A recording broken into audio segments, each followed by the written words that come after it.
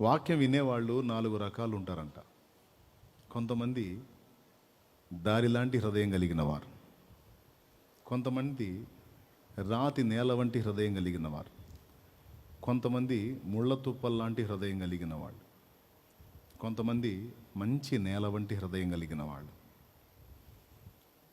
వాక్యోపదేశకుడు వాక్యం విత్తుచున్నప్పుడు ఆ విత్తబడినటువంటి వాక్య విత్తనాలని యేసు ప్రభు వ్యవసాయదారునితో పోల్చాడు. విత్తువాడు విత్తనములు తీసుకొని చల్లుటకు పొలములోనికి వెళ్ళెను. అతడు చల్లుచుండగా కొన్ని త్రోవలో పడెను. అప్పుడే పక్షులు వచ్చి వాటిని తినివేసెను.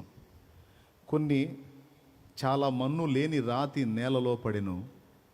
అవి మొలిచెను, కొంతమేర ఎదిగెను, కానీ వాటి వేరు భూమిలో తనడానికి రాతి పొర అడ్డు వచ్చినందున సూర్యుడు ఉదయించినప్పుడు ఎండ వేడిమికి అవి మాడిపోయాను.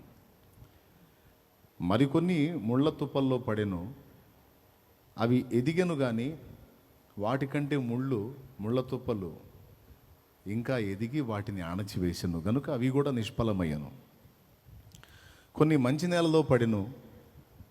అవి 30 60 100 ఫలించెను. వినుటకు చెవులు గలవాడు వినుగాక అని యేసు ప్రభు అన్నాడు. అయితే శిష్యులు ఆయన ఏకాంతంగా ప్రశాంతంగా ఉన్నప్పుడు ఆయన దగ్గరికి వెళ్ళి, యేసు ప్రభువా, ఇందాక నువ్వు మాట్లాడుతూ ఇలా అన్నావు కదా, అసలు ఆ సంగతులు ఏంటి అని అడిగారు. పరలోక సంబంధమైన సంగతులు తెలుసుకోవడానికి మీకు అనుగ్రహింపబడింది, మిగిలిన వాళ్ళకి అది అనుగ్రహించబడలేదు, అందుకే వాళ్ళకి ఉపమాన రీతిగా చెప్పబడింది, మీకేమో దాని అర్థం కూడా తెలియజేయబడింది అని ప్రభు ఆత్మలో ఆనందించి వారికి దాని గురించి తెలియజేశాడు.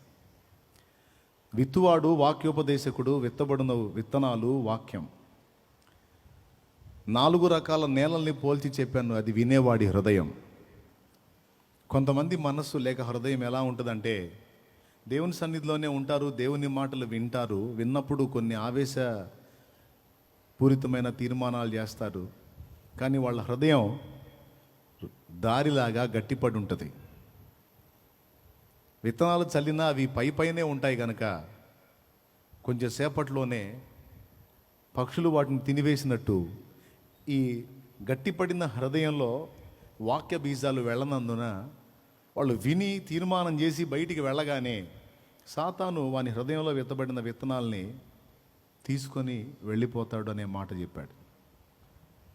కొంతమందిది రాతి నేల వంటి హృదయం. నేలే కానీ రాతి పొరతో ఉన్న నేల.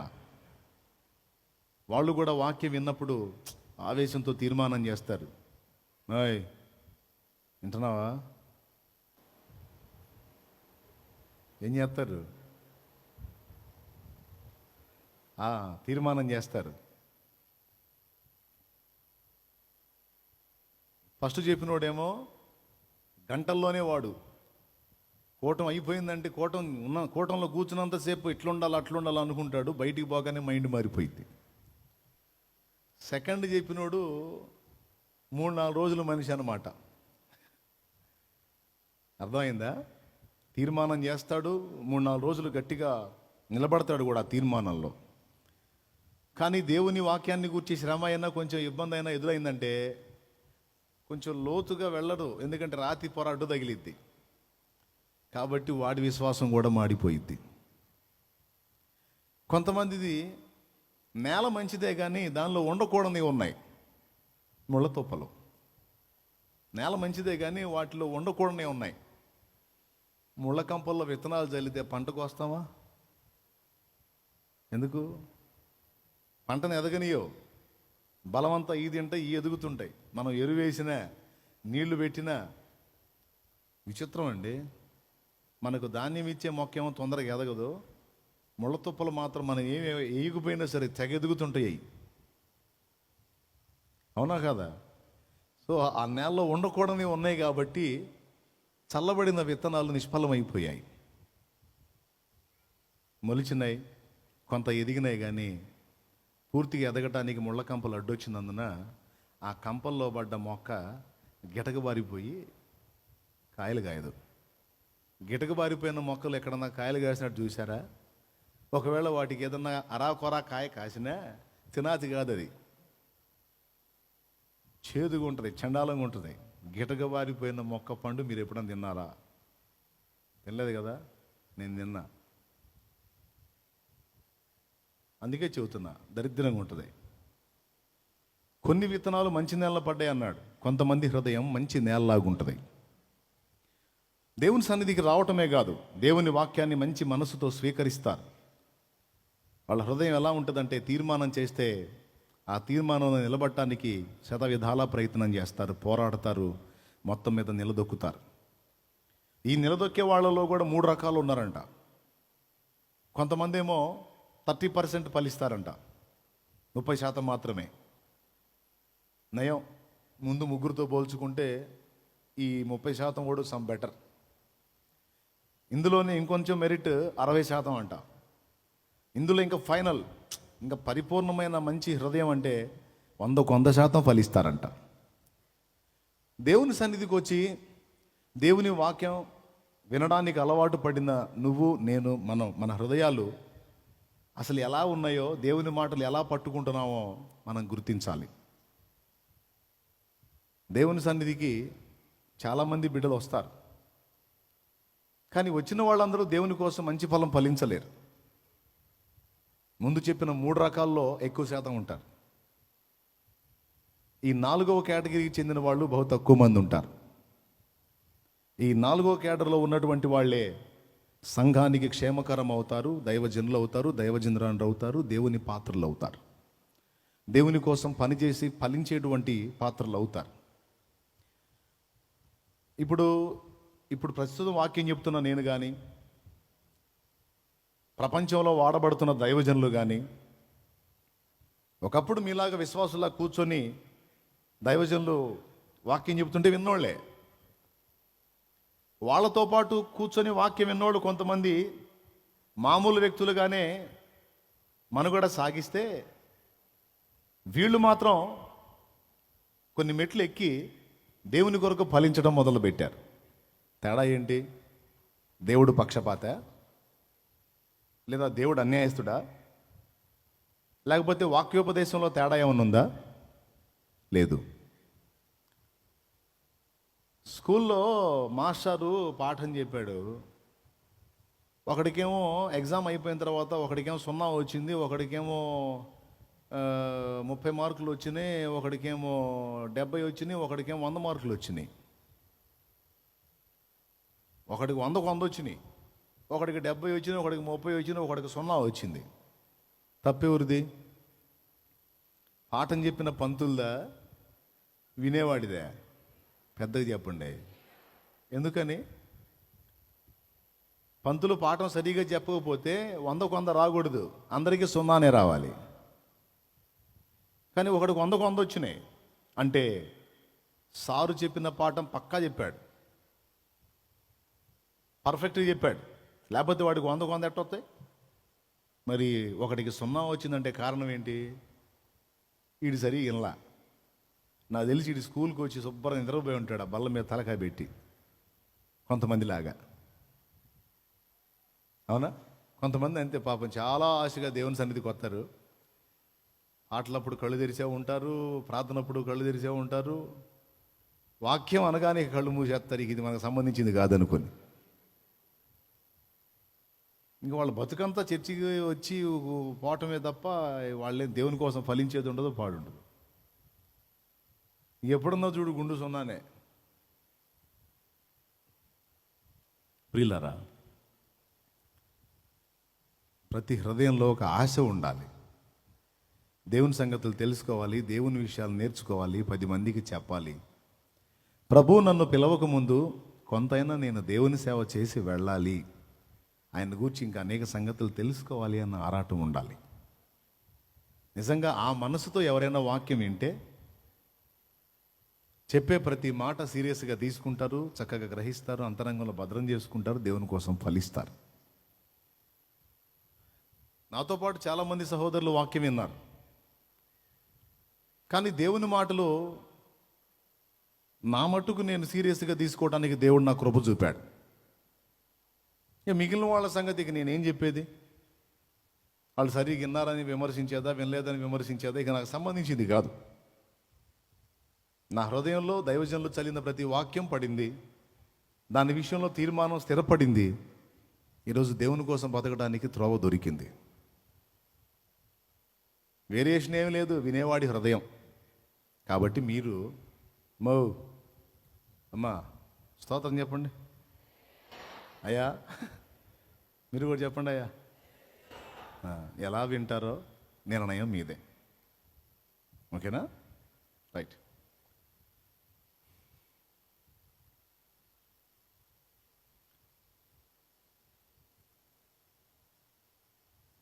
బైబిల్ గ్రంథంలో ప్రతి క్రైస్తవుడు, యేసు ప్రభువుని నమ్ముకున్న ప్రతి బిడ్డ తెలుసుకోవాల్సినటువంటి కొన్ని ప్రాముఖ్యమైన సంగతులను గురించి ఓ చోట రాశాడు గ్రంథంలో. యేసు ప్రభు నా దేవుడు, నేను ఇక ఆయన మార్గంలో నడుస్తాను అని తీర్మానించుకున్న వాళ్ళు తెలుసుకోవాల్సిన కొన్ని ప్రాముఖ్యమైన సంగతులు, వాటిని గురించి ఒక దగ్గర రాశాడు. వాటిల్లో ఒకదాని గురించి ఈరోజు మనం కొంచెం ధ్యానిద్దాం. ఎందుకంటే ఆ మధ్యకాలంలోనూ ఈ మధ్యకాలంలోనూ కూడా కొంతమంది దైవ సేవకులు ఒక విషయాన్ని గురించి అవగాహన లేని కారణం చేత దేవుని పనిలో ముందుకెళ్ళి వాళ్ళు చేయలేని పని కొంతమంది సేవకులు చేస్తున్నప్పుడు కొంచెం తెలిసి తెలియని స్థితిలో కొన్ని పొరపాటు విమర్శలు చేస్తున్నారు. అలా చేసేటువంటి విమర్శలలో ఒకటి, మారు మనస్సు పొందకుండా ఉన్న వాళ్ళకి బాప్తిస్మం ఇవ్వడం కొంతమంది సేవకులు చేస్తున్నారు, మారు మనసు లేని వాళ్ళకి బాప్తిస్మాలు ఇస్తున్నారు అని ఓ విమర్శ చేస్తూ ఉన్నారు. మీటింగులు పెట్టి, సభలు పెట్టి, ఊరూరు తిరిగి. మారు మనసు లేనోడికి బాప్తిసం ఇవ్వకూడదు అన్నది నిజమే, 100% కరెక్ట్. అది మారు మనసు ఉన్నోడికే బాప్తిసం ఇవ్వాలి, అది దేవుని ఆజ్ఞ. బాప్తిస్మం పొందగోరినవాడు, క్రీస్తు రక్తంలో కడగబడగోరినవాడు, పరలోక రాజ్య పౌరత్వాన్ని పొందగోరినవాడు, జీవగ్రంథంలో పేరు సంపాదించుకొనదలచినవాడు బాప్తిసం పొందాల్సిందే. అయితే బాప్తిస్మం పొందేవాడు మారు మనసు పొందాలి. మారు మనసు లేకుండా బాప్తిస్మం పొందకూడదు.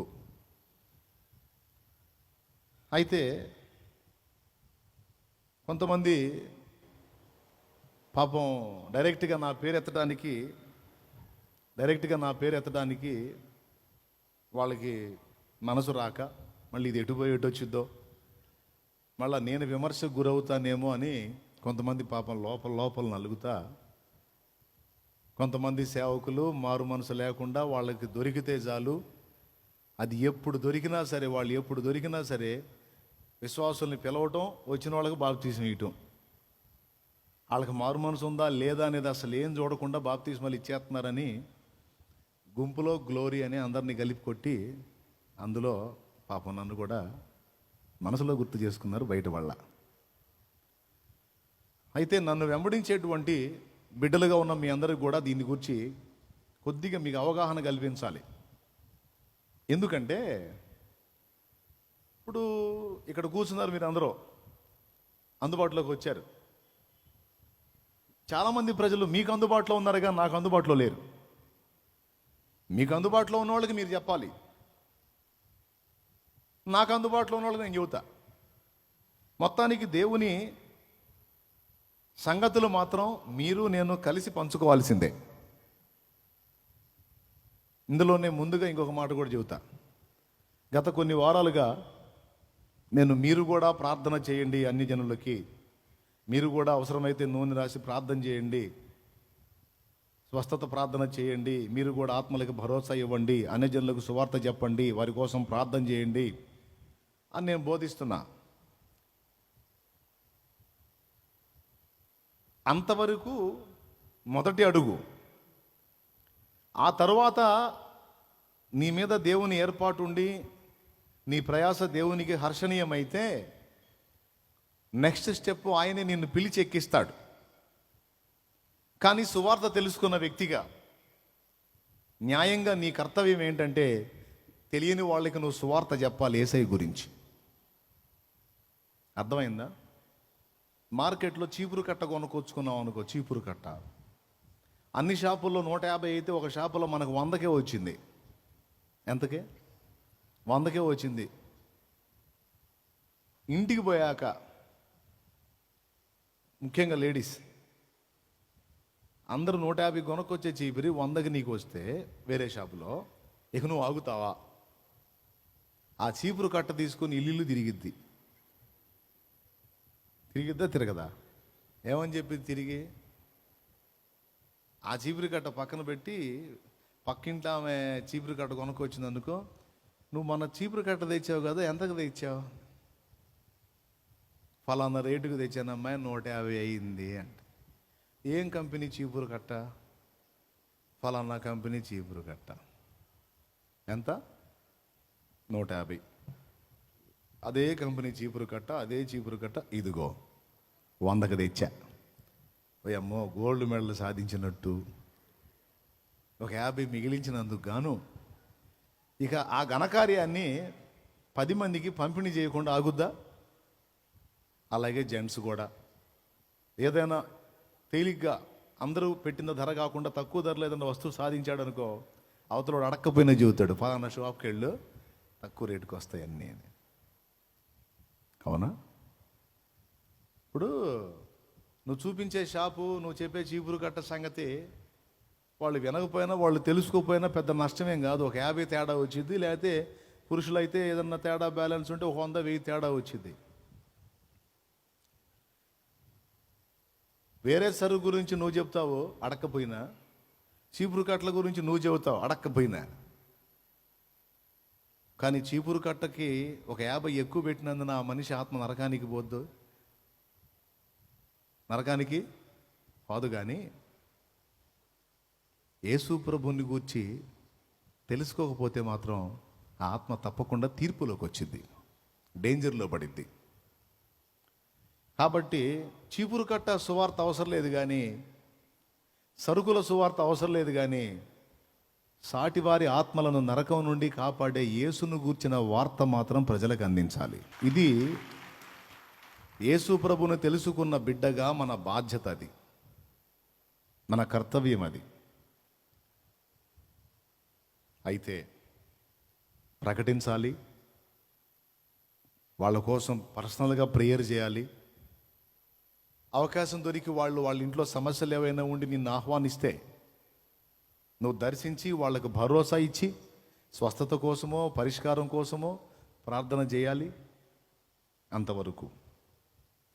ఇక ఆ తర్వాత అవతల వాళ్ళకి బాప్తీసం ఇవ్వటం, ప్రభు బల్ల ఇవ్వటం, ఎక్సెట్రా అనేది నువ్వు టేకప్ చేయొద్దు. అర్థమైందా? కొంతమంది ఇంతవరకు అవకాశం ఇస్తే ఆ మిగిలిన 2 కూడా లాగేద్దాం అని చెప్పి దూకేస్తారు. అక్కడ హద్దు ఉంది. అర్థమైందా? మళ్ళీ చెప్తున్నా, అక్కడ హద్దు ఉంది. పూర్తిగా అన్నీ నువ్వు టేకప్ చేయడానికి లేదు. దేవునికి స్తోత్రం. కొన్నిటికి మాత్రమే నీకు అవకాశం ఇవ్వబడింది. ఆ ఇవ్వబడిన పరిధిలో నువ్వు చేయాలి. నీకు ఇవ్వబడిన దాన్ని నువ్వు చేసావు అనుకో, మళ్ళీ అది సమస్య అవుతుంది, వాక్య విరుద్ధం అయింది. నువ్వు సువార్త ప్రకటించడానికి నీకు అవకాశం ఇవ్వబడింది, సాటి మనిషికి ప్రార్థన చేయడానికి అవకాశం ఇవ్వబడింది. అవతలి వారు రోగులైతే వారికి కొంచెం ధైర్యం చెప్పి, కొంచెం నూనె రాసి వారికి ప్రార్థన చేసి వారిని స్వస్థపరచినట్లుగా దేవుణ్ణి వేడుకునేదానికి నీకు అవకాశం ఇవ్వబడింది. దీన్ని ఆధారం చేసుకొని దైవజనుల చేత హస్తనిక్షేపణం పొందకుండా, దైవవాక్కు నేర్పింపబడకుండా, దేవుని సత్యమును గూర్చిన సంగతులు అవగాహన లేకుండా పూర్తిగా నువ్వే మిగిలిన స్టెప్స్ అన్ని తీసుకోవటం అనేది క్షేమకరం కాదు. ఒకవేళ ఆ పనికి దేవుడిని నేర్పరచుకుంటే తప్పకుండా దాన్ని గూర్చిన అవగాహన నీకు కల్పిస్తాడు. అంతేకాదు, నిన్ను గూర్చి దైవజనులకు కూడా తెలియజేస్తాడు. ఇది మీకు నిరూపణగా అపోస్తలుల కార్యములు 13వ అధ్యాయంలోను, అపోస్తలుల కార్యములు 13వ అధ్యాయంలో మీకు ఇందును గూర్చి సాక్ష్యం ఇవ్వబడింది. అంత్యోకయలో ఉన్న సంఘములో బర్నబా నిగేర మొదటి నుంచి చదువుకోవచ్చు. సౌలు బర్నబాను బోధకులు ప్రవక్తలు అంత్యోకయ సంఘంలో ఉన్నారు. వారు బయటికి వెళ్ళి దేవుని సేవ చేయడానికి పెద్దల హస్త నిక్షేపణ అవసరమై ఉంది. ఆ హస్త నిక్షేపణ పొందిన తర్వాత వారు వెళ్ళి చేశారు. ఓకే, 1. 2, క్రమం. ఇది క్రమం తప్పితే అక్రమం. దేవుడు తన పనికి ఒక క్రమమును ఏర్పరిచాడు. ఎంతవరకు మనకు హద్దు ఇచ్చాడో ఆ హద్దులోనే ప్రయాణం చేయాలి. హద్దులు దాటి ఆవేశాలతో హడావుడి చేసామనుకో, ఎంత స్పీడ్గా దూకుతాం అంత స్పీడ్గా ఎఫెక్ట్ అయ్యే అవకాశం కూడా ఉంది. ఎందుకంటే ఇప్పుడు నేను కొంతకాలంగా ఈ విషయాలు అందిస్తున్నాను కాబట్టి కొంతమంది ఆవేశపడి ఇక మొత్తంగా దూకేదానికి ట్రై చేస్తారు. అది ఎఫెక్ట్ అయ్యిద్దని ముందు హెచ్చరిక చేస్తున్నా. ఎంతవరకు నీకు పరిధి ఇవ్వబడిందో అంతవరకు ఒక ఆత్మను సిద్ధపరిచి అవసరమైతే స్వస్థత ప్రార్థన చేసి ఆ వ్యక్తికి దేవుని శక్తిని చూపి ఆ వ్యక్తి సిద్ధపడి నీ దేవుని కార్యాన్ని నేను చూశాను, నీతో పాటు నేను కూడా చర్చికి వస్తానన్నప్పుడు నువ్వు పట్టుకోనరా దేవుని సన్నిధికి. అంతవరకు నీ బాధ్యత. అదనంగా నీ మీద దేవుని ఏర్పాటు ఉందనుకో సేవ కోసం, తప్పకుండా దేవుడు ఆ విషయంలో కూడా నీ కృప చూపుతాడు, వాడుకుంటాడు. కానీ దేవుడు నీకు ఆ విషయమై స్పష్టత ఇవ్వక మునుపు తొందరపడి ముఖ్యమైన బాధ్యతల్లోకి ఎంటర్ అయ్యి ఇబ్బంది పాలు కాకూడదు. ప్రవక్త చేయాల్సిన పని ప్రవక్త, రాజు చేయాల్సిన పని రాజు చేయాలి.